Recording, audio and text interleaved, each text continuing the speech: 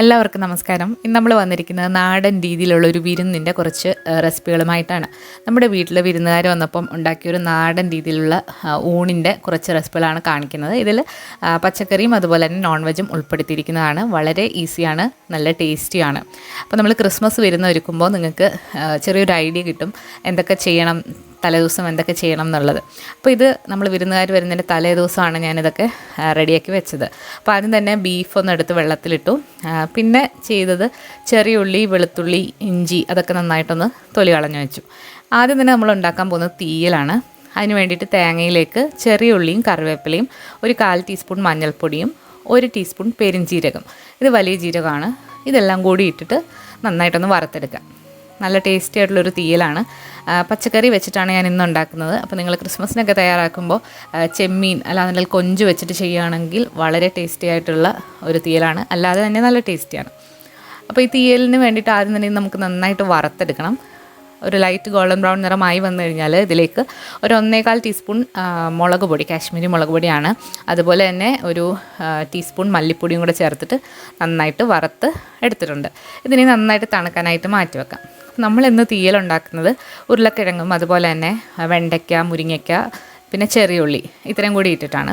തീയലുണ്ടാക്കുമ്പോൾ ചെറിയ ഉള്ളി കൂടുതലായിട്ടിട്ടിട്ട് തീയലുണ്ടാക്കുമ്പോൾ നല്ല ടേസ്റ്റിയാണ്. എരിവിനായിട്ട് 2 പച്ചമുളകും എടുത്തിട്ടുണ്ട്.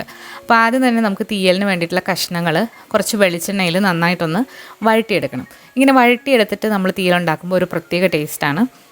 ഒട്ടും തന്നെ വെള്ളം ചേർക്കാതെ അടച്ചു വെച്ച് നമുക്ക് നന്നായിട്ടൊന്ന് വഴറ്റിയെടുക്കാം. ഇപ്പം നമ്മുടെ കഷ്ണങ്ങളൊക്കെ നന്നായിട്ട് വഴണ്ട് വന്നിട്ടുണ്ട്. അപ്പോൾ ഒന്നുകൂടെ ഇളക്കി കൊടുക്കാം. അതേസമയം നമ്മൾ നേരത്തെ തണുക്കാനായിട്ട് മാറ്റി വെച്ചിരിക്കുന്ന തേങ്ങ മിക്സിയുടെ ചെറിയ ജാറിലിട്ട് വെള്ളം തൊടാതെ നന്നായിട്ട് അരച്ചെടുക്കണം. വെള്ളം തൊടാതെ അരച്ചെടുക്കുമ്പോൾ ഇതുപോലെ നല്ല ഓയിലിയായിട്ട് കിട്ടും. പിന്നെ മിക്സിയുടെ ജാറിൽ കുറച്ച് വെള്ളം കൂടെ ഒഴിച്ചിട്ട് നന്നായിട്ട് അടിച്ചിട്ട് ഇതിലേക്ക് ചേർക്കുക. ആവശ്യത്തിന് വെള്ളം ഒഴിച്ചിട്ടുണ്ട്. ഇതിന് ആവശ്യത്തിനുള്ള ഉപ്പും കൂടി ഇട്ടിട്ട് അടച്ച് വെച്ചിട്ട് ഒന്ന് വേവിക്കാം. ഇതിലേക്ക് നമ്മൾ 2 തക്കാളി കഷ്ണങ്ങളാക്കിയതും കൂടി ചേർക്കുന്നുണ്ട്. തക്കാളി ചേർക്കുമ്പോൾ തീയലിന് ഒരു പ്രത്യേക ടേസ്റ്റാണ് പുളി ചേർക്കുന്നതിനെക്കാട്ടിലും. അടച്ച് വെച്ചിട്ട് നന്നായിട്ട് തിളപ്പിച്ചെടുക്കാം. അപ്പോൾ നമ്മുടെ തീയൽ നന്നായിട്ട് തിളച്ച് എണ്ണയൊക്കെ തെളിഞ്ഞു വന്നിട്ടുണ്ട്. ഉപ്പൊക്കെ നോക്കിയിട്ട് അഡ്ജസ്റ്റ് ചെയ്യുക. നല്ല ടേസ്റ്റി ആയിട്ടുള്ളൊരു തീയലാണ്. ഇത് തിളയ്ക്കുമ്പോൾ തന്നെ നല്ലൊരു മണമാണ്. അപ്പോൾ ഇത് അടച്ച് വെക്കുക. അപ്പോൾ നമ്മുടെ തീയൽ നന്നായിട്ട് തിളച്ച് എണ്ണയൊക്കെ തെളിഞ്ഞു വന്നിട്ടുണ്ട്. ഇതിലേക്ക് നമ്മൾ കടുക് വറക്കില്ല. ഇനി നമ്മൾ ബീഫ് വരട്ടിയതാണ് ഉണ്ടാക്കുന്നത്. അതിന് വേണ്ടിയിട്ട് നമ്മൾ നെയ്യോട് കൂടിയിട്ടുള്ള കുറച്ച് ബീഫ് എടുത്തിട്ടുണ്ട്. 1.5 കിലോ ബീഫാണിത്. ഇതിലേക്ക് ഒരു 1/2 ടീസ്പൂൺ മഞ്ഞൾപ്പൊടിയും ഒരു 3 ടീസ്പൂൺ കാശ്മീരി മുളക് പൊടിയും ചേർത്തിട്ടുണ്ട്. ഇതിലേക്ക് ഇനി 1.5 ടീസ്പൂൺ മല്ലിപ്പൊടിയും അതുപോലെ തന്നെ ഒരു 1/4 ടീസ്പൂൺ ഗരം മസാല.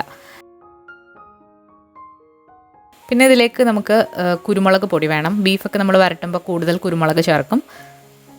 കുരുമുളക് പൊടിയും കൂടി ഇട്ട് കൊടുത്തിട്ടുണ്ട്. ഇനി നമ്മളിതിലേക്ക് ചേർക്കുന്നത് ആവശ്യത്തിനുള്ള ഉപ്പാണ്.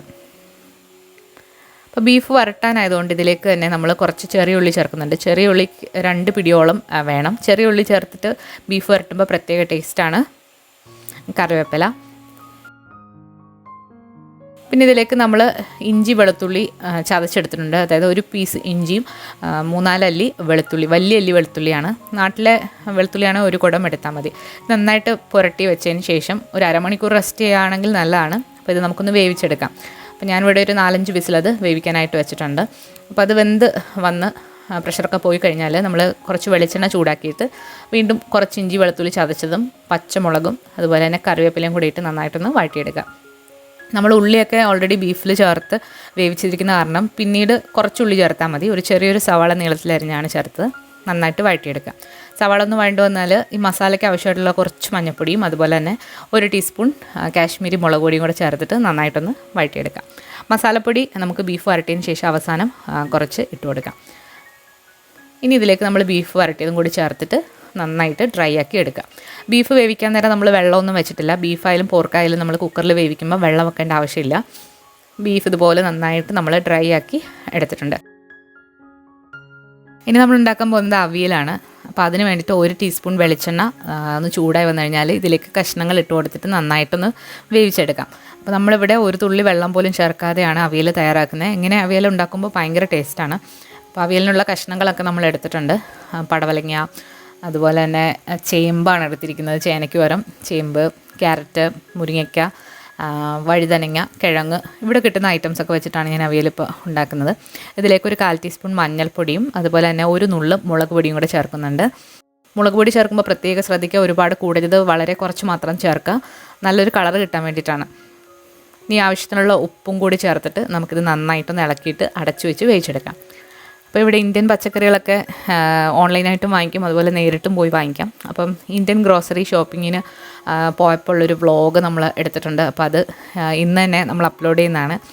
പച്ചക്കറി ആയാലും ബീഫായാലും എവിടെ നിന്നാണ് ഞാൻ വാങ്ങിക്കുന്നത് എന്നുള്ളത് ഇന്ന് വീഡിയോ ആയിട്ട് ഞാൻ ഇടുന്നതാണ്. അപ്പോൾ എല്ലാവരും മറക്കാതെ കാണാം. നന്നായിട്ട് ഇളക്കി കൊടുത്തിട്ടുണ്ട്. ഇനി ഇത് അടച്ചു വെച്ച് ചെറുതീയിലിട്ട് നമുക്ക് ഈ കഷ്ണങ്ങളൊക്കെ നന്നായിട്ടൊന്ന് വേവിച്ചെടുക്കാം. അപ്പോൾ അതേസമയം ഒരു 1/4 മുറി തേങ്ങ എടുത്തിട്ടുണ്ട്. അതിലേക്ക് ചെറിയ ജീരകവും കുഞ്ഞുള്ളിയും ഒരു പച്ചമുളകും കൂടെ ചേർത്തിട്ട് ഒന്ന് പൾസ് ചെയ്തെടുക്കണം. ഒരുപാടങ്ങ് അരയ്ക്കേണ്ട, ജസ്റ്റ് ഒന്ന് പൾസ് ചെയ്തെടുത്താൽ മതി. ഇപ്പോൾ നമ്മുടെ കഷ്ണങ്ങളൊക്കെ നന്നായിട്ട് വെന്ത് വന്നിട്ടുണ്ട്. ഇനി ഈ ചതച്ച് വെച്ചിരിക്കുന്ന തേങ്ങ ഇതിൻ്റെ മുകളിലായിട്ട് ഒന്ന് നിരത്തി കൊടുക്കുക. ഇതിനോടൊപ്പം തന്നെ ഒരു 2 ടേബിൾ സ്പൂൺ തൈര്, പുളിക്ക് വേണ്ടിയിട്ട് നമ്മൾ തൈരാണ് എടുക്കുന്നത്. തൈര് തന്നെ ചേർക്കണം നിർബന്ധമില്ല, പകരം തക്കാളിയോ അല്ലാന്നുണ്ടെങ്കിൽ പച്ചമാങ്ങയോ നിങ്ങൾക്ക് എടുക്കാവുന്നതാണ്. തൈരും കൂടി ചേർത്ത് കൊടുത്തിട്ടുണ്ട്. ഇനി കുറച്ച് കറിവേപ്പിലയും അതുപോലെ തന്നെ വെളിച്ചെണ്ണയും കൂടെ ഇതിന് മുകളിലായിട്ട് ഒന്ന് ഇട്ട് കൊടുത്തതിന് ശേഷം അടച്ചു വെച്ച് ഈ അരപ്പിലേക്ക് ആവി ഒന്ന് കയറ്റിയെടുക്കുക. 1 ടീസ്പൂണോളം വെളിച്ചെണ്ണ നമ്മളിതിലേക്ക് ഒഴിച്ചു കൊടുക്കുന്നുണ്ട്. വെളിച്ചെണ്ണ ഇങ്ങനെ പച്ച വെളിച്ചെണ്ണയായിട്ട് ഒഴിച്ച് അവിയലുണ്ടാക്കുമ്പോൾ പ്രത്യേക ടേസ്റ്റാണ്. അടച്ചു വെച്ച് നമ്മൾ ആ അരപ്പിലേക്ക് ആവിയൊക്കെ കയറ്റിയെടുത്തിട്ടുണ്ട്. ഇനി ഒരു സ്പൂൺ വെച്ചിട്ട് നന്നായിട്ട് ഒന്ന് ഇളക്കി കൊടുക്കാം. നല്ല ഡ്രൈ ആയിട്ട് ഒട്ടും കുഴഞ്ഞു പോകാത്ത ഒരു അവിയലാണ്.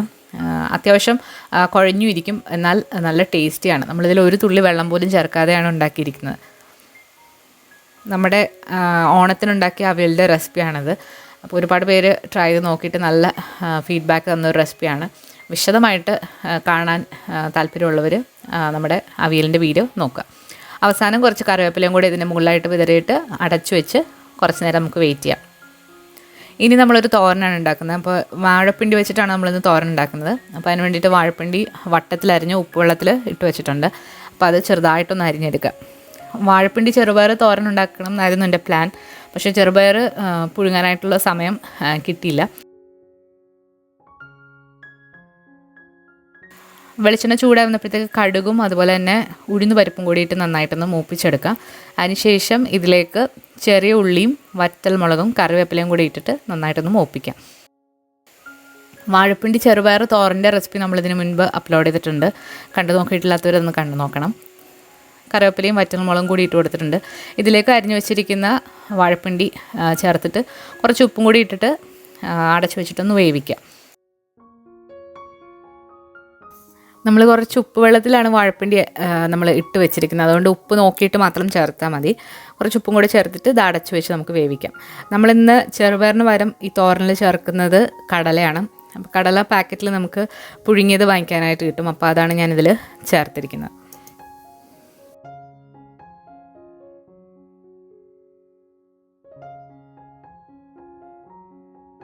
അപ്പോൾ ഇതാണ് പാക്കറ്റിൽ വാങ്ങിക്കാൻ കിട്ടുന്ന കടല. അപ്പോൾ അത് പൊട്ടിച്ച് നമുക്ക് അതിനുള്ളിൽ കുറച്ച് വെള്ളത്തിലാണ് അത് ഉള്ളത്. അപ്പോൾ അത് ഒന്ന് ഊറ്റി കളഞ്ഞതിന് ശേഷം കടല നന്നായിട്ടൊന്ന് കഴുകി എടുക്കാം. അപ്പോൾ ഇതുപോലെ തന്നെ പല പയറുവർഗ്ഗങ്ങളും നമുക്ക് പുഴുങ്ങിയിട്ട് ഇങ്ങനെ വാങ്ങിക്കാൻ കിട്ടും.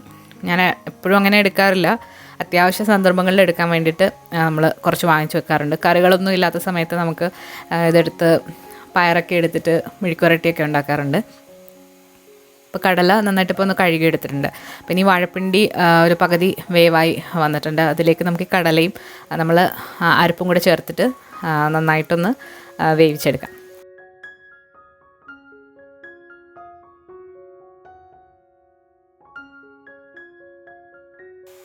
അപ്പോൾ ആവിയൊക്കെ കയറി അരപ്പിൻ്റെ പച്ചമണമൊക്കെ മാറി വന്നിട്ടുണ്ട്. അപ്പോൾ ഇത് നന്നായിട്ടൊന്ന് ചിക്കി തോത്തിയെടുക്കാം.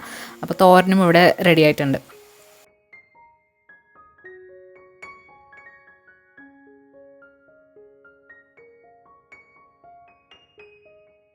അപ്പോൾ നമ്മൾ അടുത്ത ദിവസത്തേക്ക് ചിക്കനോ മീനോ ഒക്കെ ഫ്രൈ ചെയ്യാനുണ്ടെങ്കിൽ തലേദിവസം തന്നെ മസാലയൊക്കെ പുരട്ടി ഫ്രിഡ്ജിൽ വെക്കുകയാണെന്നുണ്ടെങ്കിൽ നന്നായിട്ട് അതിൽ പിടിച്ച് കിട്ടും. അപ്പോൾ ഞാൻ ചിക്കന് വേണ്ടിയിട്ടുള്ള മസാല തയ്യാറാക്കിയിട്ട് നന്നായിട്ട് മാരിനേറ്റ് ചെയ്ത് തലേദിവസം വെച്ചു. നമ്മൾ ഗസ്റ്റ് വരുന്ന ആ ദിവസമാണ് നമ്മൾ അത് ഫ്രൈ ചെയ്ത് എടുക്കുന്നത്.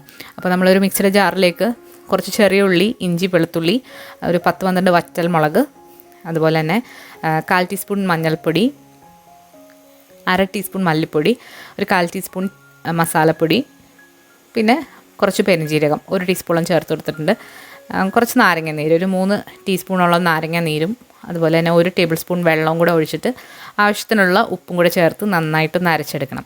നമ്മൾ കഴിഞ്ഞ ദിവസം ഇതിൻ്റെ വിശദമായിട്ടുള്ള റെസിപ്പി അപ്ലോഡ് ചെയ്തിട്ടുണ്ടായിരുന്നു. അപ്പോൾ അരച്ച് വെച്ചിരിക്കുന്ന മസാല നമ്മളൊരു 600 ഗ്രാം തൊലിയോട് കൂടിയിട്ടുള്ള ചിക്കൻ കാലിലേക്ക് ഇട്ട് കൊടുത്തു. ഇതിലേക്കൊരു 3 ടീസ്പൂൺ കോൺഫ്ലവറും അതുപോലെ തന്നെ നമ്മളിതിലേക്ക് ഒരു മുട്ട പൊട്ടിച്ചൊഴിക്കുന്നുണ്ട്. മുട്ട പൊട്ടിച്ചൊഴിച്ചിട്ട് നമ്മളിതുപോലെ മസാല ഉണ്ടാക്കി എടുക്കുമ്പോൾ മസാലയൊക്കെ നന്നായിട്ട് ചിക്കനിൽ കോട്ടായിരിക്കും. നന്നായിട്ട് കൈകൊണ്ട് പുരട്ടിയതിന് ശേഷം നമുക്കിത് മാരിനേറ്റ് ചെയ്ത് മാറ്റി വെക്കാം. അപ്പോൾ ഇങ്ങനെ തന്നെ തലേദിവസം ചെയ്ത് വെക്കുകയാണെന്നുണ്ടെങ്കിൽ വളരെ ഈസിയാണ്. അപ്പോൾ അത് സമയമാകുമ്പോൾ ഫ്രൈ ചെയ്തെടുത്താൽ മതി. അപ്പോൾ നമ്മൾ കുറച്ച് പപ്പടവും അതുപോലെ കറിവേപ്പിലയും ആ എണ്ണയിലിട്ട് ഫ്രൈ ചെയ്തെടുക്കുമ്പോൾ ആ എണ്ണയ്ക്ക് ഒരു പ്രത്യേക ടേസ്റ്റാണ്. അപ്പോൾ എണ്ണ നന്നായിട്ട് ചൂടായി വന്നിട്ടുണ്ട്. അപ്പോൾ നല്ല ചൂടിൽ വേണം നമ്മൾ ചിക്കൻ്റെ കഷ്ണങ്ങൾ ഇതിലേക്ക് ഇട്ട് കൊടുക്കാൻ. അതുപോലെ തന്നെ 1 മിനിറ്റ് കഴിയുമ്പോൾ നമുക്കിതൊന്ന് മറച്ചിട്ട് കൊടുക്കാം. അതിനുശേഷം തീ വളരെ കുറച്ച് വെച്ചിട്ടാണ് നമ്മളിത് വേവിക്കേണ്ടത്. അല്ലാന്നുണ്ടെങ്കിൽ ഇതിൻ്റെ ഉൾഭാഗം വെന്ത് വരില്ല. എണ്ണയില്ലാതെ നമുക്ക് എയർ ഫ്രയറിൽ ഇതേ ചിക്കൻ്റെ കാലുകൾ വെച്ചിട്ട് ഫ്രൈ ചെയ്ത് എടുക്കാവുന്നതാണ്. അപ്പോൾ വളരെ ടേസ്റ്റി ആയിട്ടുള്ള ഒരു ചിക്കൻ ഫ്രൈ ആണ്. അപ്പോൾ അത് റെഡി ആയിട്ടുണ്ട്. ഒരുപാട് നോൺ വെജ് ഓപ്ഷൻസ് ഉണ്ട്. മീൻ കറി വെക്കാം, അതുപോലെ തന്നെ മീൻ വറുത്ത് വെക്കാം, പിന്നെ കട്ട്ലറ്റ് ഉണ്ടാക്കി വെക്കാം. കട്ട്ലറ്റ് നമ്മൾ ചെയ്തിട്ടുണ്ട്. അപ്പോൾ കട്ട്ലറ്റൊക്കെ ഉണ്ടാക്കുന്നവർ തലേദിവസം തന്നെ അതിൻ്റെ കട്ട്ലറ്റ് ഉണ്ടാക്കി വെച്ചിട്ട് ഫ്രീസറിൽ വെച്ചിട്ട് സമയമാകുമ്പോൾ വറുത്തെടുത്താൽ വളരെ ഈസിയാണ്. അപ്പോൾ നമ്മൾ ചിക്കൻ ഫ്രൈ ഉണ്ടാക്കി, ബീഫ് ഫ്രൈ ഉണ്ടാക്കി. ഇനി നമ്മളൊരു ചിക്കൻ കറിയാണ് ഉണ്ടാക്കുന്നത്. ഇതൊരു ഫ്രൈഡ് ചിക്കൻ കറിയാണ്. അപ്പോൾ അതിന് വേണ്ടിയിട്ട് മഞ്ഞൾപ്പൊടിയും മുളക് പൊടിയും മസാലപ്പൊടിയും കുറച്ച് ഇഞ്ചി വെളുത്തുള്ളി ചതച്ചതും ഉപ്പും നാരങ്ങ നീരും കൂടി ഇട്ടിട്ട് ചിക്കൻ നന്നായിട്ടൊന്ന് പുരട്ടി വെക്കാം. ഇതും നമുക്ക് തലേദിവസം തന്നെ ചെയ്ത് വെക്കാം. അടുത്ത ദിവസം ആകുമ്പം കറി വെച്ചാൽ മതി. അപ്പോൾ ചിക്കൻ ഞാൻ തലേദിവസം മാരിനേറ്റ് ചെയ്തിട്ട് അന്നേ ദിവസം തന്നെയാണ് വെച്ചത്. ഗസ്റ്റ് വന്ന ദിവസമാണ് വെച്ചത്. ചിക്കൻ ഒന്ന് ഫ്രൈ ചെയ്തെടുത്തിട്ടുണ്ട്. അപ്പോൾ ഈ ഫ്രൈ ചെയ്ത് വെച്ചിരിക്കുന്ന ചിക്കൻ്റെ അതേ എണ്ണയിൽ തന്നെ നമ്മൾ സവാള, പച്ചമുളക്, കറിവേപ്പില നന്നായിട്ട് വഴറ്റിയെടുക്കാം. ഇതോടൊപ്പം തന്നെ ഇഞ്ചി വെളുത്തുള്ളി ചതച്ചതും കൂടി ഇട്ടിട്ട് നന്നായിട്ട് ഫ്രൈ ചെയ്ത് എടുക്കണം. ഈ ഉള്ളി നന്നായിട്ട് വഴണ്ട് വരുമ്പോഴാണ് കറിക്ക് നല്ല ടേസ്റ്റ് കിട്ടുന്നത്. ഉള്ളി വഴണ്ട് വന്നു കഴിഞ്ഞാൽ നമ്മൾ 1/4 ടീസ്പൂൺ മഞ്ഞൾപ്പൊടി, ഒരു 1.5 ടീസ്പൂൺ കാശ്മീരി മുളക് പൊടി, 2 ടീസ്പൂൺ മല്ലിപ്പൊടി, 1/4 ടീസ്പൂൺ ഗരം മസാല എല്ലാം കൂടി ഇട്ട് നന്നായിട്ട് പച്ചമണം മാറ്റിയെടുക്കുക. ഇതിലേക്ക് തക്കാളി ചേർക്കാം. തക്കാളി ചേർത്ത് നന്നായിട്ട് ഇത് വഴറ്റിയെടുക്കണം. തക്കാളിയൊക്കെ നന്നായിട്ട് വഴണ്ട് വന്നിട്ടുണ്ട്. ഇതിലേക്ക് നമുക്കിനി ചിക്കൻ്റെ കഷ്ണങ്ങളും കൂടെ ചേർത്തിട്ട് കുറച്ച് വെള്ളം കൂടെ ഒഴിച്ചിട്ട് ഇത് നന്നായിട്ടൊന്ന് വേവിച്ചെടുക്കാം. വെള്ളം ചേർക്കുമ്പോൾ ചൂടുവെള്ളം തന്നെ ചേർക്കാനായിട്ട് ശ്രദ്ധിക്കുക. പച്ചവെള്ളം എടുത്ത് ഒഴിക്കരുത്. അപ്പോൾ നമ്മൾ ഇഞ്ചി വെളുത്തുള്ളി ചതച്ചിട്ട് ഇതിൽ ചേർക്കാൻ വിട്ടുപോയിരുന്നു. അപ്പോൾ അതും ഇതിലേക്ക് ചേർത്തിട്ട് നന്നായിട്ട് മിക്സാക്കി എടുക്കാം. നമ്മൾ ഒരുപാട് ടൈപ്പിലുള്ള ചിക്കൻ കറികൾ അപ്ലോഡ് ചെയ്തിട്ടുണ്ട്. കഴിഞ്ഞ ദിവസം തന്നെ നമ്മളൊരു വറുത്തരച്ച ചിക്കൻ കറി ഉണ്ടാക്കിയിട്ടുണ്ടായിരുന്നു. അപ്പോൾ അതൊക്കെ നിങ്ങൾക്ക് ട്രൈ ചെയ്യാം. ഇത് ഞാൻ ജസ്റ്റ് ഒരു എക്സാമ്പിളിന് വേണ്ടിയിട്ടാണ് ഇത്രയും റെസിപ്പീസ് കാണിച്ചത്. നമ്മളുടെ ക്രിസ്മസ് പ്ലേലിസ്റ്റ് നോക്കിയാൽ നിങ്ങൾക്ക് ഒരുപാട് വെറൈറ്റി ആയിട്ടുള്ള ബിരിയാണി അതുപോലെ തന്നെ നോൺ വെജ് ഐറ്റംസ് ഒക്കെ കാണാൻ സാധിക്കും. അപ്പോൾ അതൊക്കെ നിങ്ങൾക്ക് നിങ്ങളുടെ സൗകര്യത്തിനനുസരിച്ചിട്ട് മാറ്റങ്ങൾ വരുത്താവുന്നതാണ്. കുറച്ച് വ്യൂവേഴ്സ് നമ്മളോട് ചോദിച്ചിട്ടുണ്ടായിരുന്നു ക്രിസ്മസ് ലഞ്ച് പ്രിപ്പയർ ചെയ്യുന്ന ഒരു വീഡിയോ ഇടാമോ, ഗസ്റ്റ് വരുന്നുണ്ട് അങ്ങനെയൊക്കെ പറഞ്ഞിട്ട്. അപ്പോൾ അവർക്കൊക്കെ വേണ്ടിയിട്ട് ആണ് ഒരു ഐഡിയ കിട്ടാൻ വേണ്ടിയിട്ടാണ് നമ്മളിപ്പോൾ ഇന്ന് ഈ വീഡിയോ അപ്ലോഡ് ചെയ്തത്. അപ്പോൾ തലേദിവസം തന്നെ നമ്മൾ കുറേയൊക്കെ കാര്യങ്ങൾ ഒതുക്കി വെക്കുകയാണെന്നുണ്ടെങ്കിൽ വളരെ ഈസി ആയിട്ട് നമുക്ക് അന്നത്തെ ദിവസം ഗസ്റ്റ് വരുമ്പോൾ നമുക്ക് ഈസി ആയിട്ട് വിരുന്ന് ഒരുക്കാനായിട്ട് പറ്റും. അപ്പോൾ നമ്മുടെ ചിക്കൻ കറി ഇവിടെ റെഡി ആയിട്ടുണ്ട്. കുറച്ച് മല്ലിയിലയും കൂടി ഇട്ടിട്ട് ഒന്ന് ഡെക്കറേറ്റ് ചെയ്ത് എടുത്തിട്ടുണ്ട്. അപ്പോൾ നമ്മൾ ലഞ്ച് മെനുവിൻ്റെ എല്ലാ ഐറ്റംസും കഴിഞ്ഞു. ഒരു പുളിശ്ശേരിയും കൂടെ ഞാൻ ഉണ്ടാക്കിയിട്ടുണ്ടായിരുന്നു. അപ്പോൾ അത് ഞാൻ ഇതിൽ ഇൻക്ലൂഡ് ചെയ്തിട്ടില്ല. ഇനി നമ്മൾ ഒരു മധുരം ഉണ്ടാക്കുന്നുണ്ട്. അപ്പോൾ അതിൻ്റെ റെസിപ്പി നമ്മൾ അപ്ലോഡ് ചെയ്തിട്ടുണ്ട്. അതൊരു സിമ്പിളായിട്ടുള്ളൊരു സേമിയ വെച്ചിട്ട് ചെയ്യുന്ന ഫ്രൂട്ട് സാലഡാണ്. അപ്പോൾ സേമിയ നെയ്യിൽ നന്നായിട്ട് വറുത്തെടുക്കുക. ഇതിലേക്ക് പാലൊഴിച്ച് കൊടുക്കുക. നമ്മൾ അരക്കപ്പ് സേമിയയ്ക്ക് 1 ലിറ്റർ പാല് ആണ് എടുത്തിരിക്കുന്നത്. പാലും സേമിയയും കൂടെ നന്നായിട്ട് തിളച്ച് സേമിയ വെന്ത് വന്നു കഴിഞ്ഞാൽ ഇതിലേക്ക് നമുക്ക് മധുരത്തിന് ആവശ്യമായിട്ടുള്ള പഞ്ചസാര ചേർക്കാം. അപ്പോൾ അതിന് മുന്നായിട്ട് നമുക്കിതിലേക്ക് കുറച്ച് കസ്റ്റർഡ് പൗഡർ വേണം. ഒരു 1/4 കപ്പ് പാലിൽ ഒരു 2 ടേബിൾ സ്പൂൺ കസ്റ്റർഡ് പൗഡർ നന്നായിട്ട് നലിയിച്ചിട്ട് ഇതിലേക്ക് ഒഴിച്ചു കൊടുക്കാം.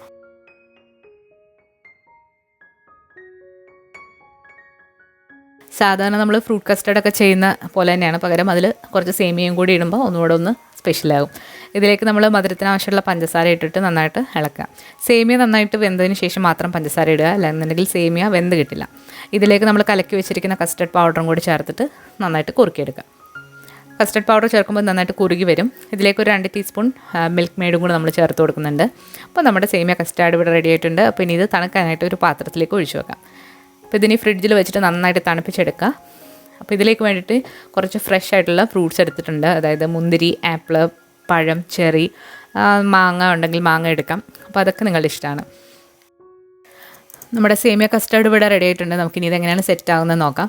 അപ്പോൾ നമ്മൾ നട്ട്സും അതുപോലെ തന്നെ തയ്യാറാക്കി വെച്ചിരിക്കുന്ന ഫ്രൂട്ട്സിൻ്റെ മിക്സും സേമിയ കസ്റ്റർഡും ഒക്കെ ലെയർ ചെയ്തിട്ട് നമുക്ക് സെർവ് ചെയ്യാവുന്നതാണ്. ഇതിനൊപ്പം തന്നെ ഒരു വാനില ഐസ്ക്രീമോ അല്ലെങ്കിൽ മാംഗോ ഐസ്ക്രീമിൻ്റെയോ സ്കൂപ്പ് ഉണ്ടെങ്കിൽ ഒന്നുകൂടെ റിച്ച് ആകും. അപ്പോൾ ഇതിന് പകരമായിട്ട് നിങ്ങൾക്ക് പുഡിങ്ങൊക്കെ തയ്യാറാക്കാം. അപ്പോൾ കേക്ക് പുഡിങ്ങിൻ്റെ റെസിപ്പി നമ്മൾ അപ്ലോഡ് ചെയ്തിട്ടുണ്ട്. അപ്പോൾ ഇന്നത്തെ ഈ ചെറിയ ലഞ്ച് മെനു നിങ്ങൾക്ക് ഇഷ്ടമായിട്ടുണ്ടെങ്കിൽ വീഡിയോ ലൈക്ക് ചെയ്യാനും ഷെയർ ചെയ്യാനും മറക്കരുത്. അതുപോലെ തന്നെ നമ്മൾ ചെറിയൊരു ഗിവ് അവേ നടത്തുന്നുണ്ട്. അതിൻ്റെ കൂടുതൽ ഡീറ്റെയിൽസ് നമ്മൾ കഴിഞ്ഞ ദിവസം ഇട്ട സ്ട്രോബെറി കേക്കിൽ പറഞ്ഞിട്ടുണ്ടായിരുന്നു. അത് നമ്മുടെ റെസിപ്പികൾ ട്രൈ ചെയ്യുന്നത് നിങ്ങൾ ഫോട്ടോ ആക്കി നമ്മുടെ ഇൻസ്റ്റാഗ്രാം പേജിലേക്ക് അയച്ചു തരിക. അപ്പോൾ കൂടുതൽ ഫോട്ടോസ് സെൻഡ് ചെയ്യുന്ന ആൾക്കാർക്കും പ്രൈസ് കിട്ടുന്നത്. നമ്മളിന്ന് ഒരു വ്ളോഗും കൂടെ അപ്ലോഡ് ചെയ്യും. ക്രിസ്മസ് സ്പെഷ്യലായിട്ടുള്ളൊരു വ്ളോഗായിരിക്കും. അപ്പോൾ അതും മറക്കാതെ കാണാം. പുതിയ റെസിപ്പി വീഡിയോകളുമായിട്ട് നമുക്ക് വീണ്ടും കാണാം. താങ്ക്